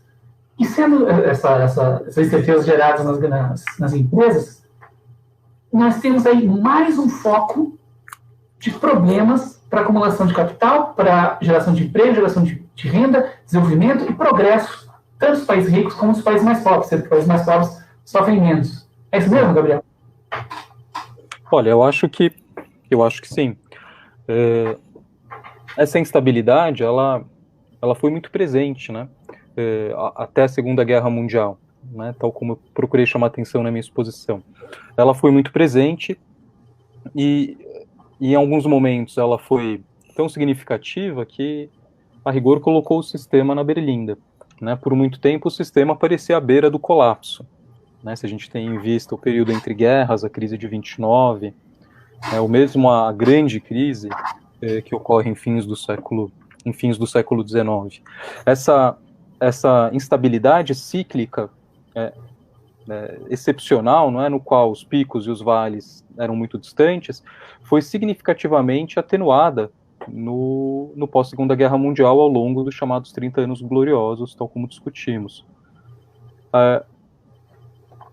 Esse ciclo significativo, ou seja, esses solavancos, não é, que todos nós vivenciamos, né, sobretudo quem nasceu a partir ali de meados dos anos 70,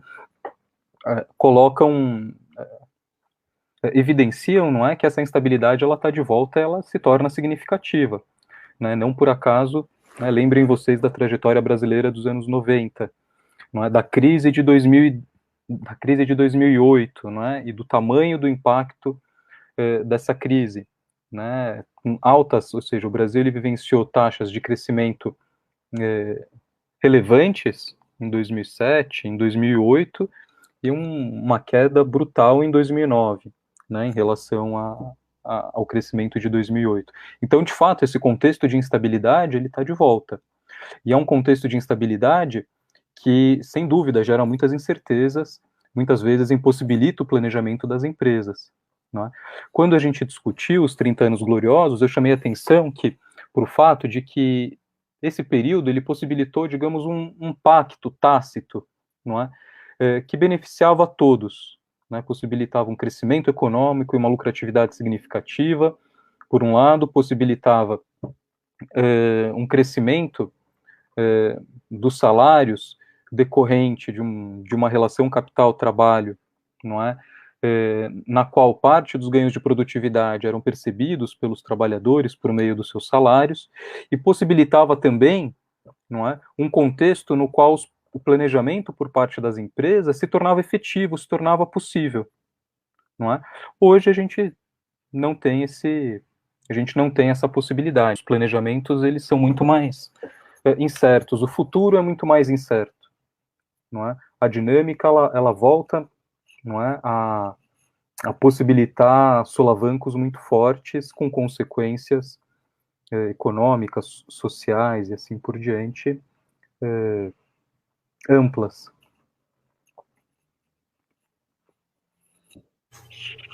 Adorei, Gabriel, adorei. As espaços sempre dão muita discussão. E o Gabriel caiu.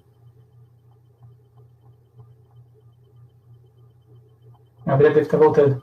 Então, deixa eu provocar vocês que estão nos assistindo. Muito poucas perguntas estão chegando. Eu estou provocando porque poucas perguntas chegaram até agora. Por favor, perguntem mais. O debate é para vocês, é para nós interagirmos aqui com maior quantidade de perguntas, com maior interação entre nós todos.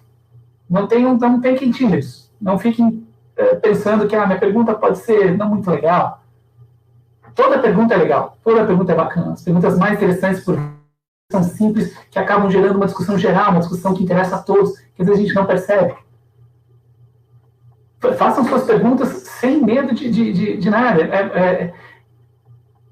Esse tema que o Gabriel está discutindo conosco de maneira muito legal, eu estou adorando aqui, eu estou anotando, minha folha está cheia de anotações, tem implicações tão importantes para nós entendermos a dinâmica com que nós estamos vivenciando o Brasil nesses últimos anos, que seria muito bom se nós tivéssemos um entendimento maior dessa importância. Porque nós falamos de globalização, parece que é apenas uma facilidade das pessoas trocarem. O Gabriel voltou. Ou trocarem mercadorias. Mas como o Gabriel chama a atenção, é muito mais do que isso. Então não tenham vergonha. Por favor, perguntem mais. Isso vai ajudar bastante na interação de todos. Vai ficar muito bacana. Ana Lu se animou, já perguntou uma coisa aqui. Ana Lu Campos, ela perguntou, existe uma perspectiva, Gabriel, né? Gabriel, existe uma perspectiva de mudança a partir dos resultados das eleições? Olha, eu acho que as mudanças, elas são necessárias, né, tal como eu procurei pontuar, o cenário que a gente vive, sobretudo a partir de 2015, é um cenário de aprofundamento das desigualdades, é um cenário de retrocesso, do meu ponto de vista, em muitas frentes. Eu acho que as próximas eleições talvez sejam um início ou um indício de mudança. A gente possa, não é, efetivar alguma mudança relevante por meio das próximas eleições, sem dúvida. Oxalá que seja certo. Mais uma provocação, Gabriel, uma coisa que me chamou a atenção com a última resposta que você discutiu conosco. A questão da dificuldade do planejamento, não é? Da dificuldade das empresas, inclusive, planejarem seu futuro. E aí me chamou a atenção para uma coisa que você conhece muito bem e nos ajudará aqui na sua discussão, é que se nós olharmos o Brasil no momento que nós tivemos uma industrialização mais acelerada, mais importante, mais significativa, nós tivemos um Estado que foi ganhando capacidade de planejamento. Não é? Nós tínhamos nomes lá dentro, como Celso Furtado, como Jesus Soares Pereira, como Rômulo de Almeida, Inácio Rangel, enfim. Tínhamos gente ali da melhor qualidade, capaz de enxergar um Brasil diferente, um Brasil desenvolvido, enfim, fizeram planos para isso. Foi bem bacana. Veio a liberalização que você chamou a atenção, a globalização, a financiarização, e nós, inclusive, o Estado ficou sob ataque, e ele foi perdendo essa capacidade, foi se tornando cada vez mais acanhado. E, recentemente, nós tínhamos reparado, observando algumas empresas importantes, que esse papel que era do Estado, que parecia que tentava se construir, estava se construindo em algumas empresas a partir das ações do Estado. O que eu estou falando? Falando da Petrobras, por exemplo. A Petrobras, há pouco tempo atrás, antes dessa crise toda, ela tinha um horizonte de planejamento muito longo em termos brasileiros, acima de 10 anos. Era muito bacana. Mas a Petrobras é uma empresa estatal, portanto, respondendo às direções que o governo julgava importantes. Aí nós tínhamos também empresas muito importantes em outra ponta, grandes empreiteiras brasileiras atuando com incentivos do próprio governo ao redor do mundo. Desde o tempo dos militares já tinha esses interesses de tentar colocar as empresas brasileiras, principalmente empreiteiras, ao redor do mundo. Então nós também tínhamos um planejamento. A crise destruiu isso, parece. A crise parece que destruiu isso.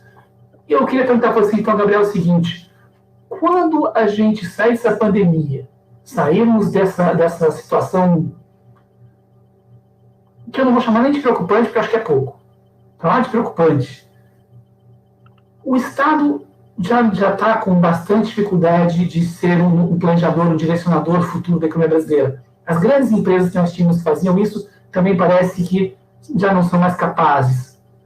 Nós não temos mais a capacidade de planejar, nós não temos a capacidade de romper o circuito dessa financiarização curto-prazista, que acumula riqueza de um lado e só retira do outro, e o Brasil pode estar novamente reforçando a sua ideia de condenado à reprimarização? Olha, Ricardo, vocês me escutam bem agora? Sim. Tá. Eu acho que essa é uma pergunta relevante, não é? E é uma pergunta relevante que eu não gostaria de dar né, concluir, digamos, a nossa discussão dando um posicionamento muito pessimista. Mas, a despeito disso, não é? O Brasil vive um cenário muito difícil, não é? Um cenário muito difícil por conta do que a gente tem vivenciado nos últimos anos. Situação na qual, por exemplo, não é, a Operação Lava Jato teve muita importância, não é? Operação Lava Jato, para vocês terem ideia, não é? Ela foi responsável, não é? Por exemplo, de acordo com algumas consultorias que fizeram esse estudo, ela foi responsável por quedas significativas do PIB, não é? Então, para vocês terem ideia, em 2015, não é? A Operação Lava Jato ela foi responsável por cerca de 2 a 2,5 pontos percentuais de queda do PIB.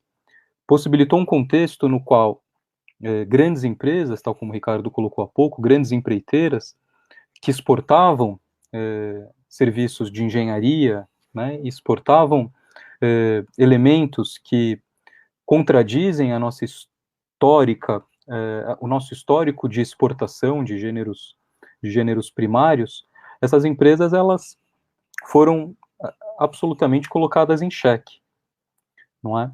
Assim como a Petrobras também foi muito prejudicada. E o que está em questão aqui, né, eu chamo a atenção para esse ponto, o que está em questão aqui não é é o seguinte, a corrupção ela deve ser combatida de forma muito dura, né, eu não tenho dúvida, mas da forma que ocorreu esse processo, né, que a gente passa a discutir como Lava Jato, a forma de levar à frente esse combate foi absolutamente deletéria ao país. O que dificulta, não é, o que se soma a todo o restante, não é, do que conversamos, e dificulta ainda mais as possibilidades de retomada. Em contrapartida, o que a gente vivenciou, não é, o que a gente está vivenciando no âmbito da Covid-19, em virtude da Covid-19, talvez, não é, abra uma porta positiva, não é? Uma porta positiva no seguinte sentido, porque permite,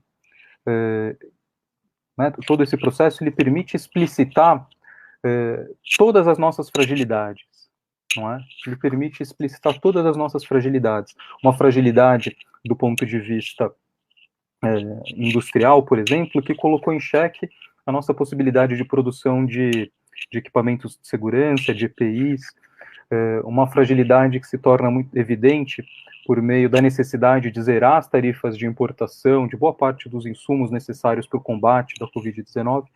Então a gente vivencia uma certa tempestade perfeita, não é?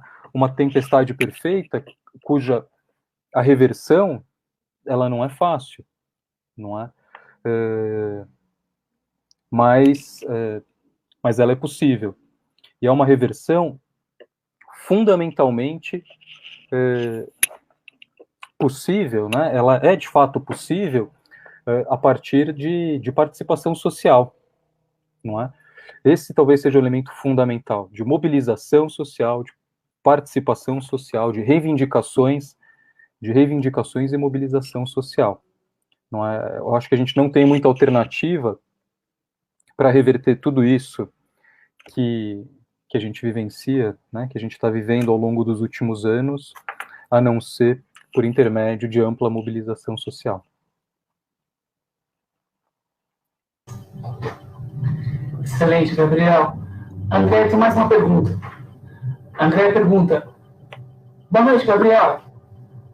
A solução é investir em industrialização ou se tornar atraente para a indústria estrangeira? O que é melhor para o país? Pergunta de André Mello. Bacana, André, obrigado. Eu acho que parte da solução, não só, diz respeito ao país retomar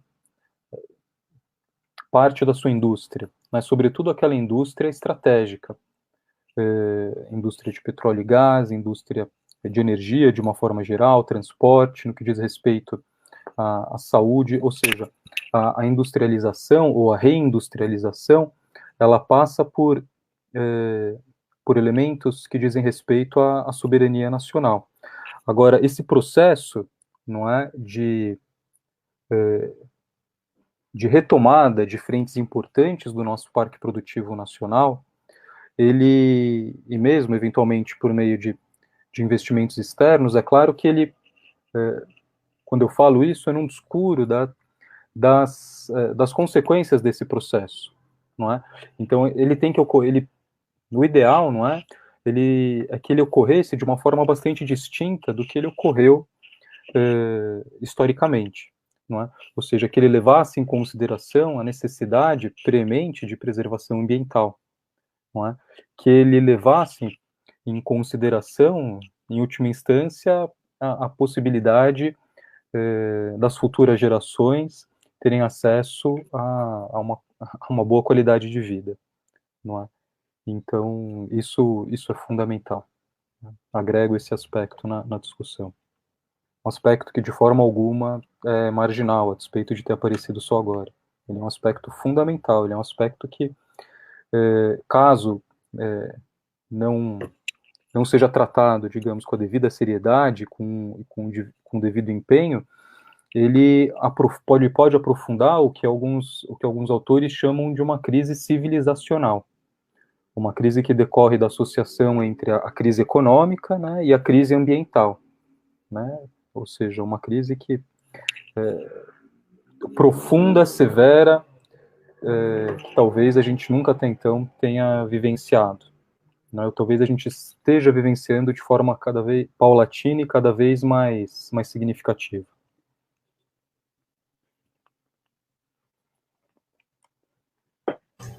Só comentar, fazer um comentário aqui da Ana Lu. Ana Lu diz que comenta, né? Não faz uma pergunta, ela comenta. Interessante perceber o quão importante é o debate. Parece que há um chamamento para a mobilização social em todas as áreas. E é isso mesmo, né? Nós temos nesse momento, uma necessidade de participação premente. Porque se nós não gostamos de uma situação ou de outra, é necessário que tenhamos como nos expressar, tenhamos que expressar o nosso direcionamento, porque a gente acha melhor. Sim, sem dúvida, Ana Lu, eu concordo. Aí, André, desculpa, Gabriel, perdão. Não, eu estava comentando que eu acho que é isso mesmo, Ana Lu. Eu acho que o caminho passa por uma ampla mobilização social, né, que coloque em questão o que a gente está vivendo, né, que questione o que a gente está vivendo. André faz a pergunta de $1 milhão agora. André Mello pergunta, mas para essa mobilização social acontecer, o que está faltando? Essa é a pergunta de $1 milhão. Eu acho, viu, André, que é uma excelente pergunta. Eu acho que num primeiro momento falta a gente vivenciar o fim dessa pandemia, não é? Para podermos nos reunir, não é? Conversar e questionar o que tá acontecendo de uma forma mais evidente, de uma forma mais forte, talvez com maior pulso, não é? Eu acho que esse seria o primeiro passo. Porém, as perspectivas não são boas, né?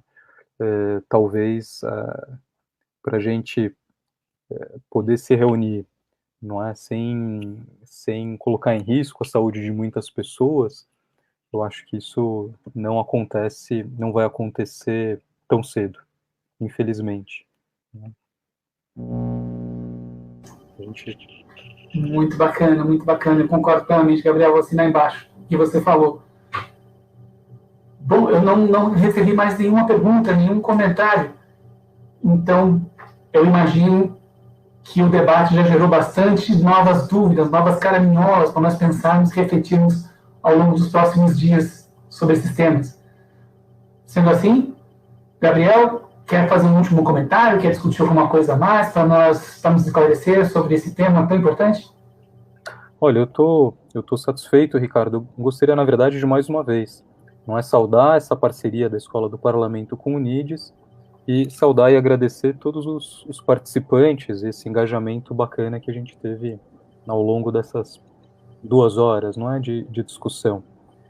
E é isso, gente. Boa noite, cuidem-se. Para mim foi uma satisfação. Muito obrigado, Gabriel. Muito obrigado, Escola do Parlamento.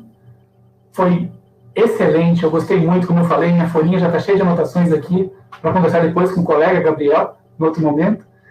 E agradeço principalmente a todos os ouvintes, todos que estiveram assistindo esse debate, muito importante, traz muita reflexão para o que a gente tem que viver, o que a gente tem que construir, o que a gente tem que pensar no nosso futuro e dos nossos filhos. Muito obrigado a todos, muito obrigado, Gabriel, muito obrigado, Escola do Parlamento. Espero que tenham uma excelente semana e muita reflexão sobre tudo que a gente viu até aqui. Um grande abraço, muito obrigado. Tchau, gente, um abraço. Boa noite.